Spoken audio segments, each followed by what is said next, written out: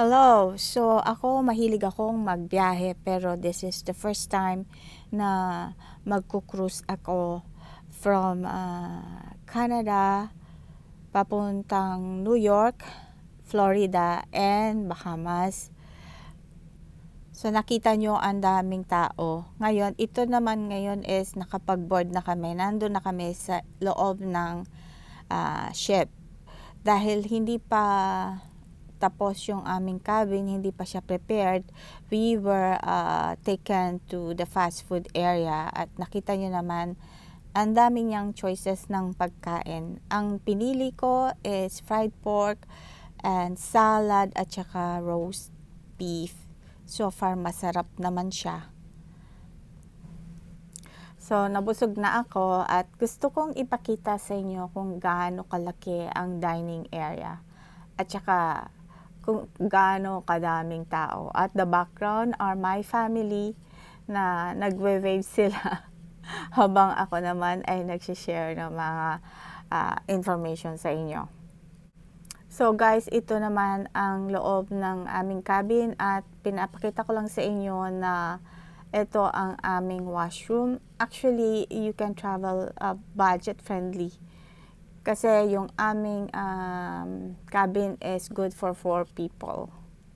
So, nalagay na namin yung aming mga luggages sa aming cabin at ngayon naglibot kami. This is deck 6 of the ship. At ang tawag dito is MSC Shop. As you can see, para siyang mall.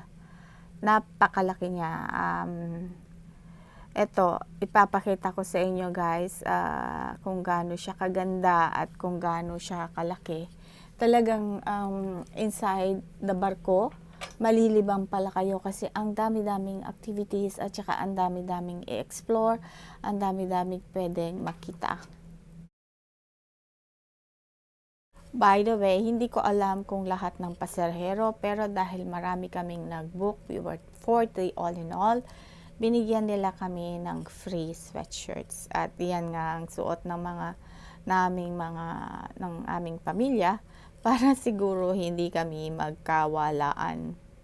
So itong mall na to is hindi lang boutique na mga bags, meron din siyang chocolate shops, meron din siyang mga bags. Tapos meron din siyang entertainment area. Nakita nyo yung piano, so may piano player din yan.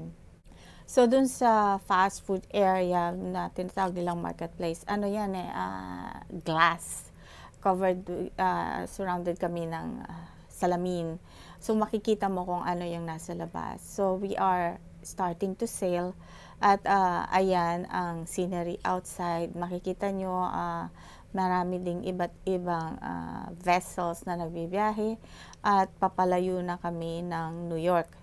Ito daw yata is yung Coast Guards na nagbabantay sa amin ngayon, napapalayo na rin kasi we're sailing na. Ito pa rin yung dining area, parating pa rin yung mga ibang mga pasahero at busy silang kumakain. Gusto ko lang ipakita sa inyo na malaki itong barko at malaki din ang aming dining room. While kumakain yung iba, nagpunta naman kami sa deck 16 at dun talaga makikita mo ang Statue of Liberty. May mga shows na inihanda ang MSC cruise lines, like mga theater shows. So nag-register kami. At habang hinintay namin yung aming oras, naglibot kami. Yan ay Chocolate Factory. Ang ganda, ano? So nag-register kami. It's only a 30-minute show at ito ang kanilang cinema. As you can see, ang laki-laki din niya, no? At mga naghihintay na yung mga tao para ma-relax naman after the long trip. So, my name's Chris, I am your cruise director and I'm all the way from the US. The other... So guys, inalis ko yung music kasi baka ako ma-copyright. Pero tingnan nyo naman, kahit na siguro walang music, makikita nyo naman yung mga movement nila na talaga namang it's a very entertaining show. Parang may circus pa yata siya. Ang galing ng lalaking ito sa pagpa-perform niya. Although, talagang nakakalibang naman talaga sila. at saka talagang alam mong pinagsikapan nila, pinagpraktisan ng mga performers. And the show is different every night.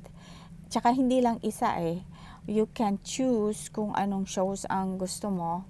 Hindi lang siya isang show sa isang gabi. A variety of shows. So, tapos na yung show at eto na kami. Sa aming package, nagkaroon kami ng sit-down dinner.